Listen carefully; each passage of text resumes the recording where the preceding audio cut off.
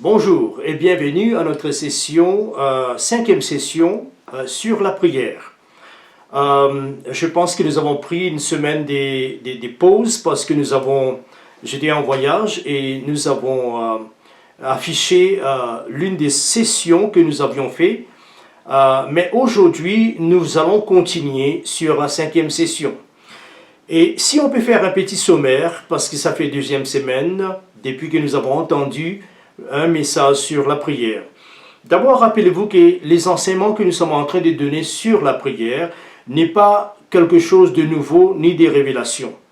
Et certainement, la façon que nous avons structuré certainement constitue certaines nouveautés. Mais néanmoins, le principe est biblique et est écrit dans l'Écriture, bien accentué par le Seigneur Jésus lui-même. Quand il était sur la terre, il a parlé beaucoup sur la prière. Lui-même a prié beaucoup.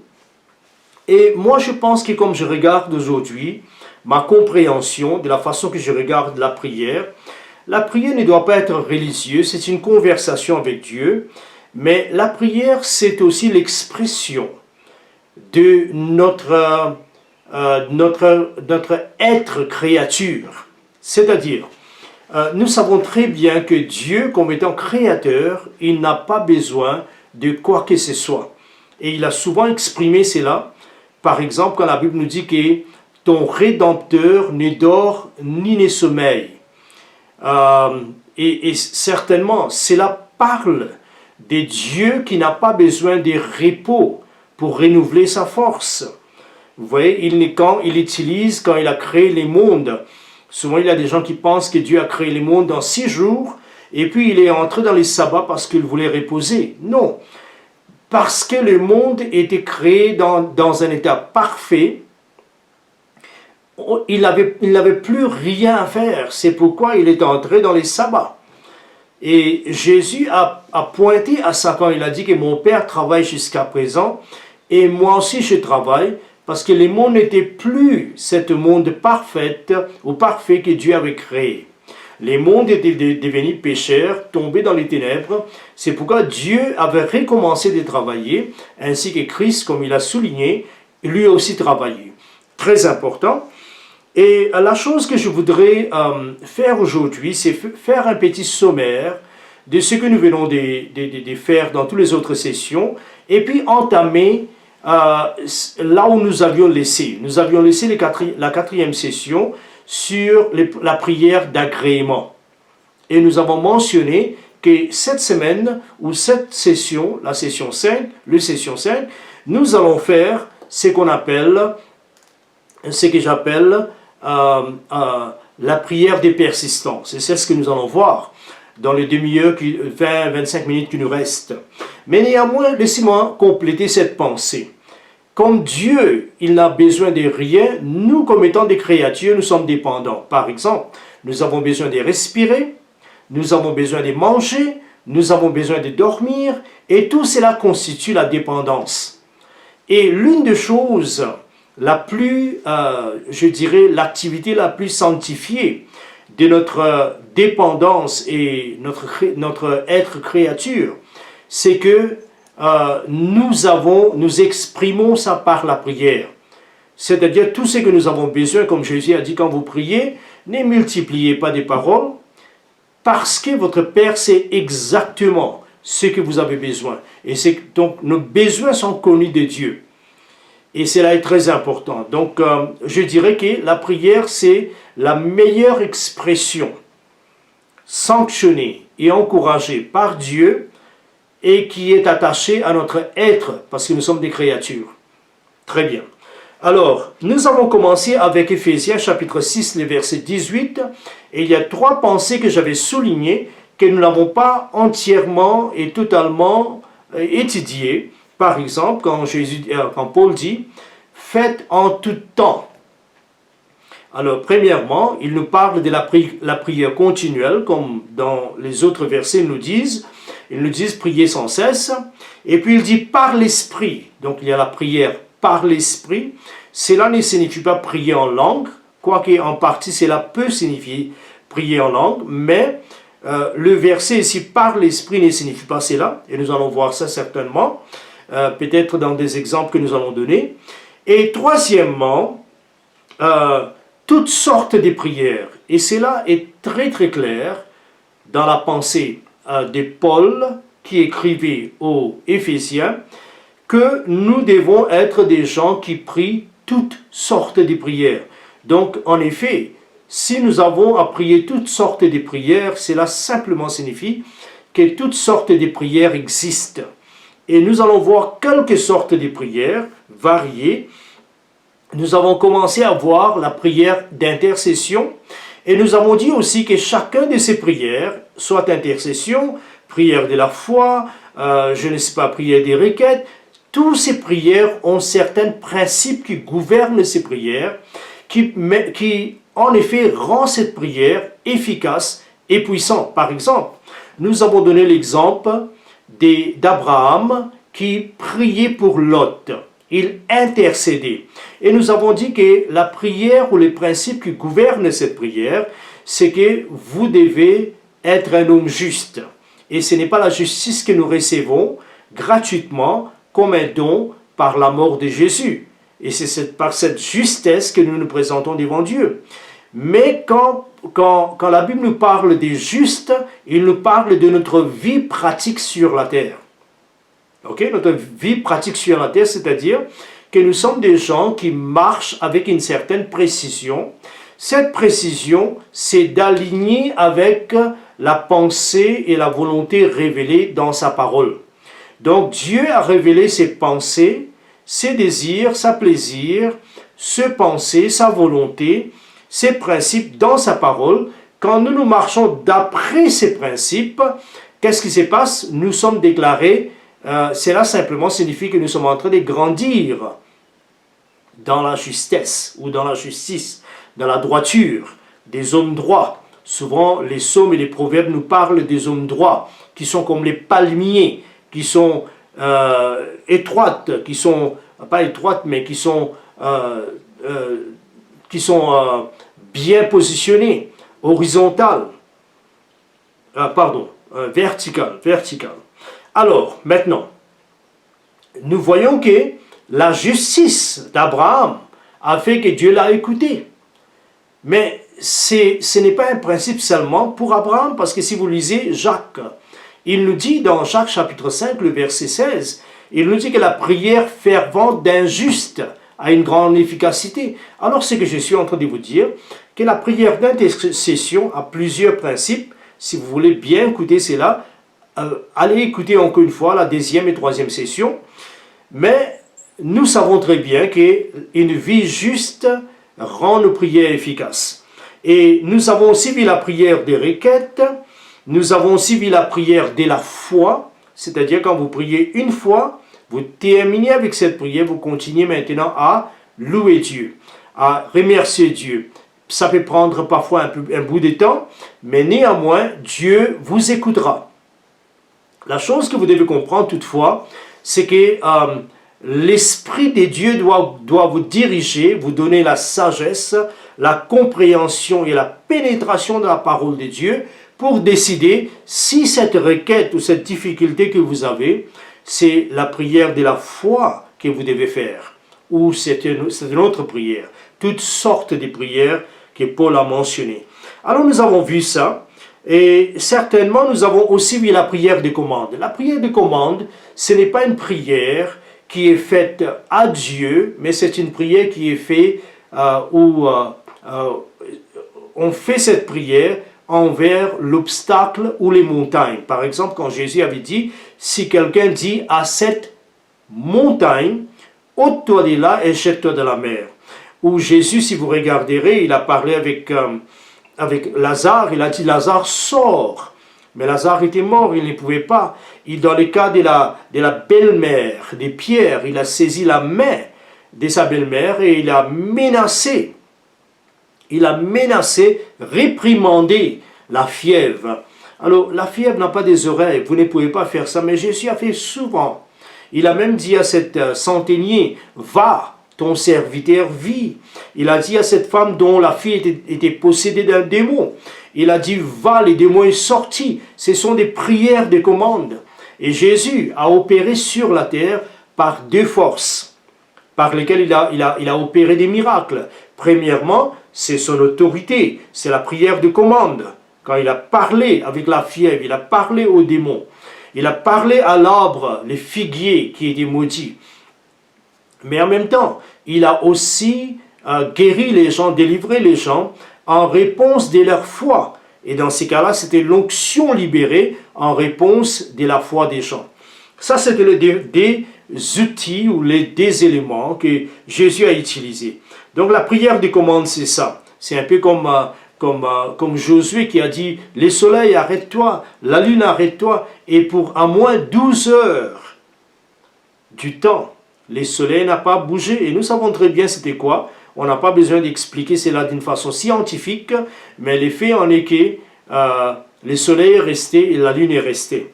Et nous avons terminé la 4e session par la prière d'agrément. Et j'avais dit que ça c'est la seule prière qui n'a pas même besoin de la foi.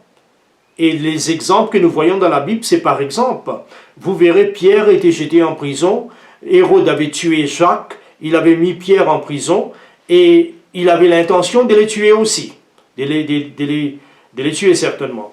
Et la Bible nous dit que les croyants s'est rassemblés dans la maison de la mère de Jean-Marc, et ils priaient. Et la Bible nous dit que les prières étaient ferventes. Le mot en grec signifie une bande élastique qu'on peut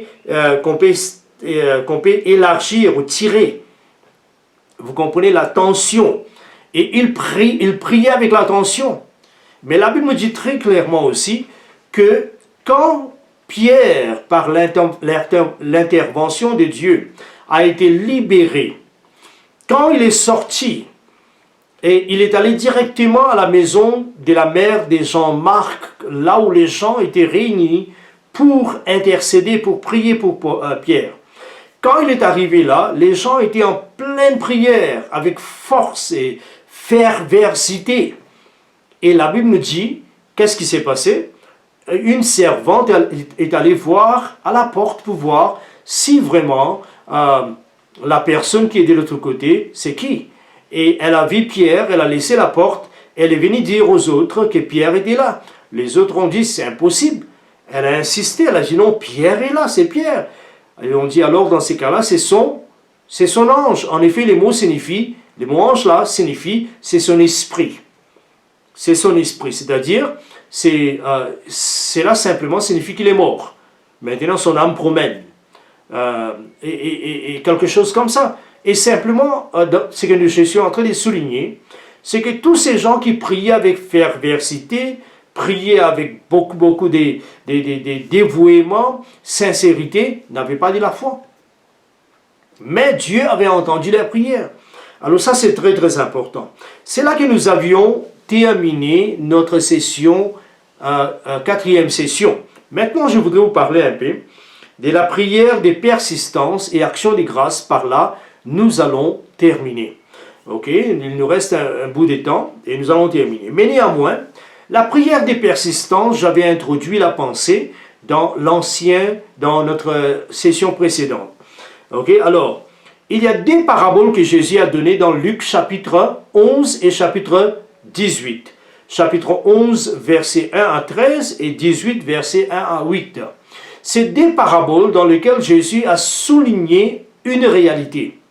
C'est que la prière des persistances, c'est la prière qu'on prie jusqu'à ce que la manifestation apparaît. C'est-à-dire, on ne cesse de prier que quand la réponse à cette prière s'est matérialisée, s'est manifestée. C'est-à-dire, si vous avez quelqu'un qui est malade, vous priez jusqu'à ce que la personne est guérie.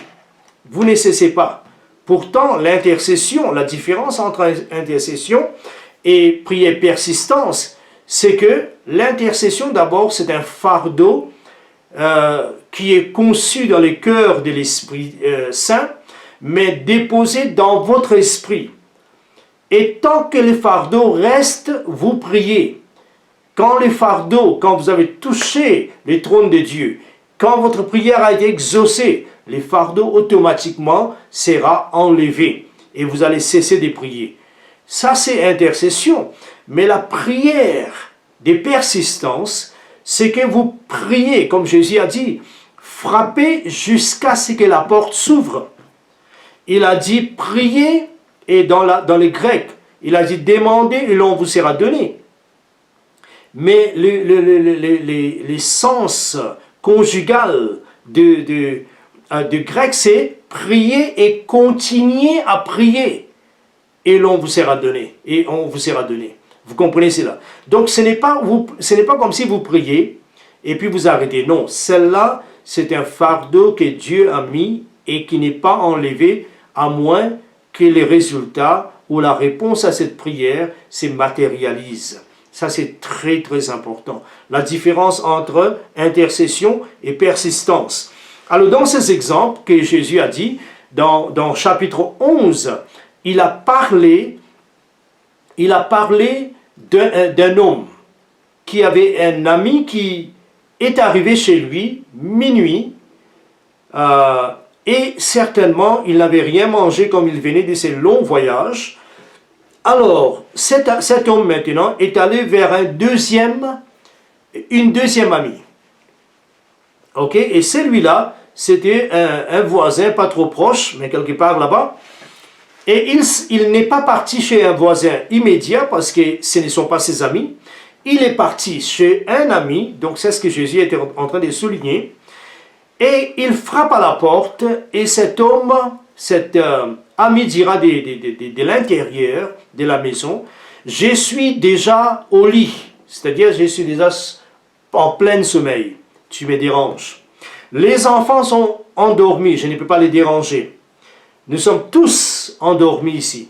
La porte est fermée, ce n'est pas une porte que vous pouvez tourner la clé et la porte s'ouvre. C'est différent, c'est compliqué. Alors je ne peux pas te lever. Et je ne peux pas lever et te donner du pain. Mais Jésus a souligné dans cette parabole que même que cet homme ne s'est pas levé parce qu'il était l'ami de la personne qui cherchait le pain. Mais il va se réveiller parce que l'autre l'a dérangé tellement. Et quelque part, cet ami est convaincu que celui-là n'ira jamais. Il ne cessera pas de toquer à la porte, de frapper à la porte, jusqu'à ce que je lui donne le pain ou ce qu'il demande. Vous comprenez cela? Donc Jésus a montré quoi? La persistance dans la prière. Et la Bible nous dit qu'il a reçu ce qu'il demandait. Dans la deuxième parabole, avant même de commencer la parabole, Jésus a souligné. Il a dit, Jésus les a donné une parabole pour montrer qu'il faut toujours prier et ne point se relâcher. N'abandonnez pas, ne découragez pas, ne cessez pas de prier, continuellement prier.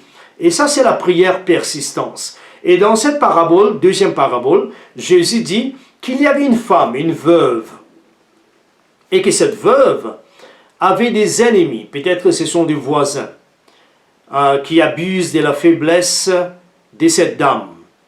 Et elle est allée voir un juge qui pouvait faire justice, appliquer un peu des mesures de la loi. Mais la Bible me dit clairement que les juges n'étaient pas intéressés. D'abord, il y a des qualités soulignées par Jésus concernant cette juge. Il n'était pas un homme juste. C'est-à-dire sa vie n'était pas mesurée d'après certains standards. Il n'avait pas de standards. Ce n'était pas un homme juste. Deuxièmement, il n'avait aucune compassion ni sentiment envers les douleurs des gens. Donc c'est impossible. Il était insensible. Il était insensible, en même temps injuste. Alors c'est impossible de recevoir quelque chose, ou la justice dans ces cas, avec un homme pareil. Mais la Bible nous dit très clairement que cette femme a persisté jour après jour, semaine après semaine, mois après mois, l'année après l'année. Je ne sais pas combien de temps ça a pris. Peut-être une année. Et un jour, cette juste était assis. Il réfléchissait. Il disait, je ne suis pas un homme qui craint Dieu. C'est-à-dire, je n'aime pas les gens, je ne veux pas faire justice. Non. Il dit, je ne suis pas un homme des principes. Je ne crains pas Dieu, je n'ai égard de personne. Mais je ferai justice à cette dame. Pourquoi? Parce que cette dame vient tellement de fois pour me troubler, je crains qu'elle va me rendre fou, disons. Elle va me déranger parce que je crois qu'il avait des tourments psychologiques. Pendant qu'il dormait, il avait même des cauchemars que cette femme était venue. Alors il a dit non, non, cette femme, et Jésus a dit, est-ce que vous avez entendu ce que le juge unique a dit? Il a dit qu'il fera justice, non pas parce que c'était un homme juste, parce qu'il avait compassion des gens, non. Il était injuste, pas des standards, c'était quelqu'un qui n'avait ni compassion pour les gens, mais néanmoins, cette dame a pris sa justice, arraché, dans un sens, la justice de cet homme. Il a dit combien plus Dieu qui nous aime, qui n'est pas insensible, et Dieu qui est juste, qui marche d'après les principes et qui est vrai à sa parole, est-ce que Dieu ne fera-t-il pas justice à ses élus qui crient à lui nuit et jour? Il a souligné, crient à lui nuit et jour. Alors quand vous écoutez cela, vous allez commencer à comprendre que la force, il y a une force de la prière de persistance. Il y a une force extraordinaire. C'est pourquoi nous devons apprendre à prier une prière ou la prière de persistance. Parfois nous savons que ça, c'est une prière de la foi. Nous prions et nous commençons à remercier le Seigneur. L'autre demande intercession.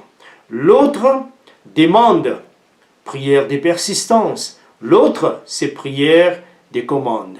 L'autre, c'est prière d'adoration. L'autre, c'est prière d'action de grâce. Vous comprenez cela? Nous devons apprendre tout cela. C'est important, c'est dans la parole de Dieu. Dieu nous a donné sa parole. Et Dieu ne veut pas bénir les gens qui sont paresseux. Paresseux ne signifie pas que vous êtes paresseux. Cela simplement signifie que vous n'avez pas appliqué le cœur dans le côté spirituel. Peut-être que vous êtes vraiment quelqu'un qui travaille dur dans le côté, disons, séculaire, dans les côtés là où vous trouvez votre salaire. Mais quand il s'agit des choses spirituelles, vous ne faites qu'aller à l'église dimanche. Non, vous devez appliquer le cœur pour apprendre comment prier. Maintenant, je vais terminer dans les sixième point. Sixième point, c'est la prière d'action de grâce. Et là, je voudrais souligner quelque chose qui est très très important. Je voudrais lire plusieurs versets pour vous donner une idée. Quelle place l'action des grâces occupait dans la pensée des apôtres et en général dans la Bible, dans la parole de Dieu. Vous devez comprendre, parce que souvent quand nous regardons action des grâces ou remercier Dieu, c'est pas grande chose. Vous dites, Seigneur, je te remercie de ce que tu as fait ceci ou tu as fait cela, ou tu m'as protégé, tu m'as donné ce que j'avais besoin. C'est pas grande chose. Mais si vous commencez à comprendre l'action des grâces, la place que l'action des grâces occupe dans l'écriture, là ça va changer. Alors je vais lire 1 Corinthiens 14, le verset 16, il nous dit, 1 Corinthiens 14, 16, il nous dit, autrement, si tu rends grâce par l'Esprit, comment celui qui est dans les rangs des hommes, du peuple, répondra-t-il Amen à ton action de grâce, puisqu'il ne sait pas ce que tu dis? Tu rends, il est vrai, excellent action de grâce, mais l'autre n'est pas édifié. La chose que je voudrais vous souligner dans ces versets, Paul est en train de donner un exemple entre les gens qui parlent la langue en public et les gens qui parlent d'une façon intelligible devant les gens. Et il dit, il encourage les gens qui parlent une langue que tout le monde peut comprendre, mais le sujet qu'il est en train de mentionner, c'est action de grâce. Et il dit qu'il y a quelque chose d'excellence dans l'action de grâce. Dieu considère cela quelque chose d'excellence. Alors, nous continuons à lire les autres versets. parce que le verset que nous lisons nous parle, nous dit toutes choses elles-mêmes. 1 Corinthiens 1, verset 4, il nous dit « Je rends à mon Dieu des grâces continuelles, ou continuelle action des grâces à votre sujet, pour la grâce de Dieu qui vous a été accordée en Jésus-Christ. » Alors ici, nous voyons que Paul dit que l'habitude qu'il a, c'est d'offrir à Dieu action de grâce continuelle, remerciement continuel à Dieu. 2 Corinthiens 4, le verset 15, il nous dit « Car tout cela arrive à cause de vous, afin que la grâce, en se multipliant, fasse abonder à la gloire de Dieu les actions de grâce d'un plus grand nombre de gens. » Ici, nous voyons dans le chapitre 4, le verset 15 de 2 Corinthiens, Paul est en train de parler de la contribution que l'Église est en train de faire envers les frères qui sont en Christ mais pauvres. Et dans ces cas-là, il dit que quand vous donnez, votre don est en train d'abonder, multiplier, déborder la gloire de Dieu par les actions de grâce. Donc les actions de grâce glorifient Dieu. C'est très très important. Et Dieu ne partage pas sa gloire à personne, il reçoit sa gloire. Et la façon que nous donnons la gloire à Dieu, c'est en les remerciant de tous les bienfaits qu'il est en train de faire et qu'il a fait dans nos vies. 2 Corinthiens 9, verset 11 nous dira « Vous serez de la sorte enrichis à tous égards par toute espèce de libéralité, qui par notre moyen feront offrir à Dieu des actions de grâce, car les secours de cette assistance non seulement pourvoient aux besoins des saints, mais il est encore une source d'abondante de nombreuses actions de grâce envers Dieu. » Alors il nous dit très clairement, encore une fois, que donner votre don que vous êtes en train de donner va produire multiples actions de grâce. Alors il semble que action de grâce, c'est comme si une sorte de paiement. C'est comme si vous êtes en train de générer les finances spirituelles et que vous payez à Dieu. Parce qu'il n'y a rien que vous pouvez donner à Dieu. Et les choses que vous donnez à Dieu, c'est action de grâce. Notez bien, vous ne pouvez pas donner de l'argent à Dieu. L'argent que vous donnez, c'est votre obéissance à sa parole. En effet, lui, il reçoit obéissance pendant que vous donnez de l'argent. Vous donnez la dîme, lui, il reçoit l'obéissance. Vous donnez l'action de grâce, lui, il reçoit la gloire. Alors voilà comment l'action de grâce est très très importante. Et à la fin, je vous dirai les 2 ou 3 choses capitales que l'action de grâce produise. Et c'est là que nous allons terminer. Mais toutefois, nous avons quelques versets encore à lire que je voudrais lire. Colossiens 4, verset 2, il nous dit « Persévérez dans la prière », donc priez continuellement, « Veillez-y avec action de grâce ».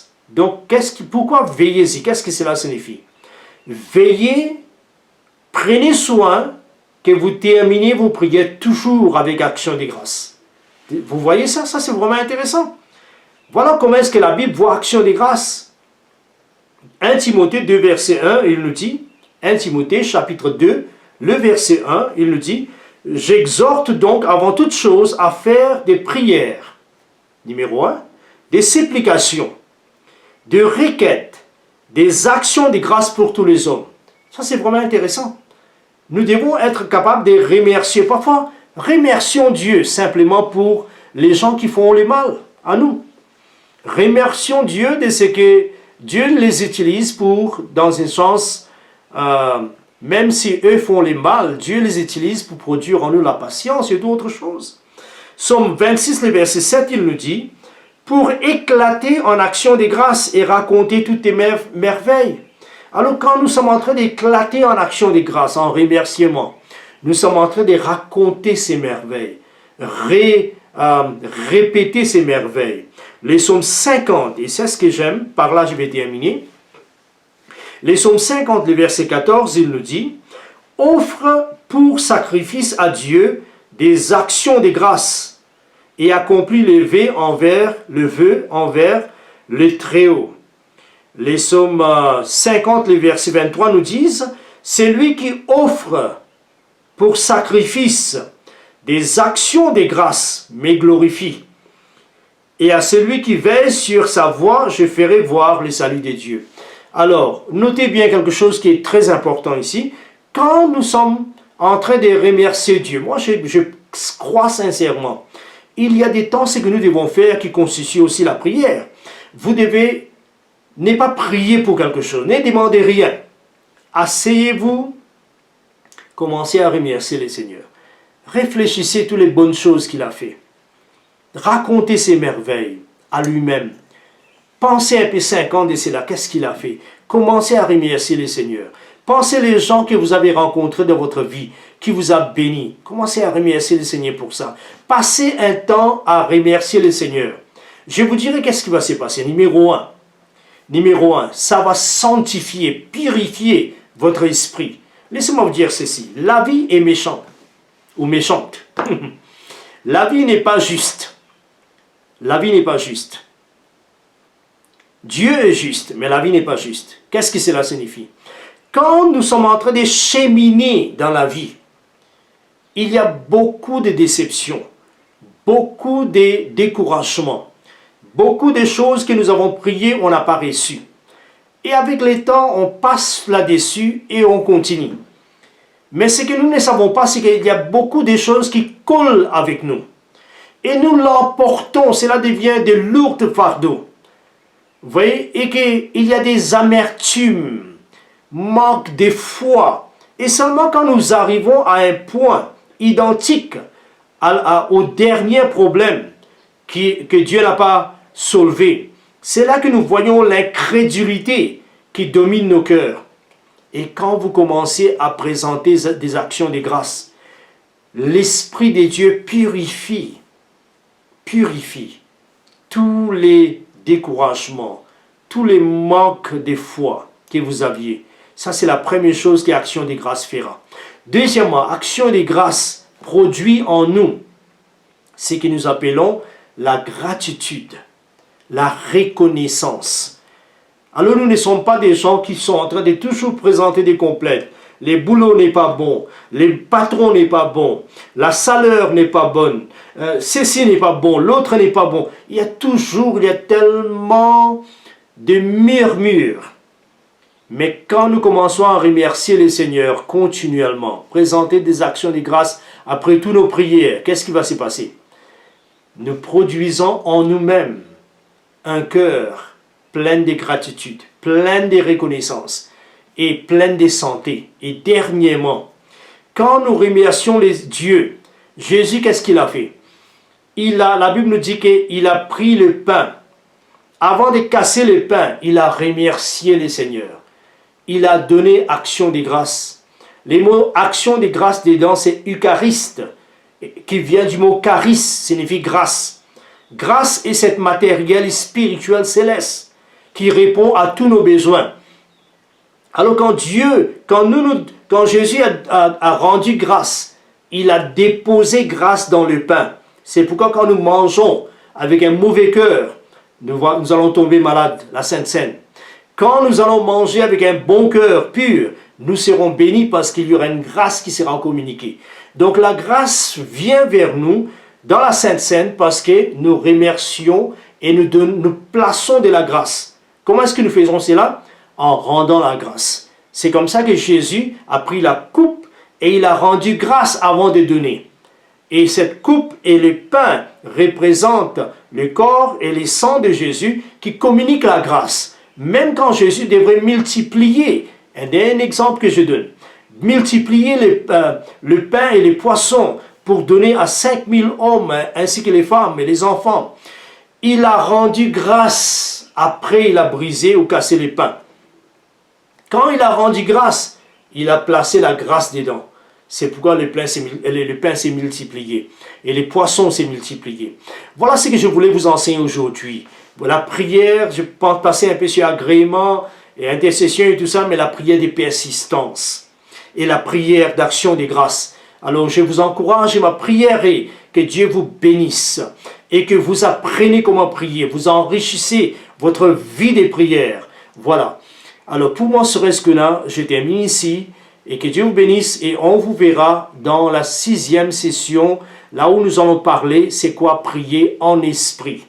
c'est quoi prier en esprit. Que Dieu vous bénisse abondamment.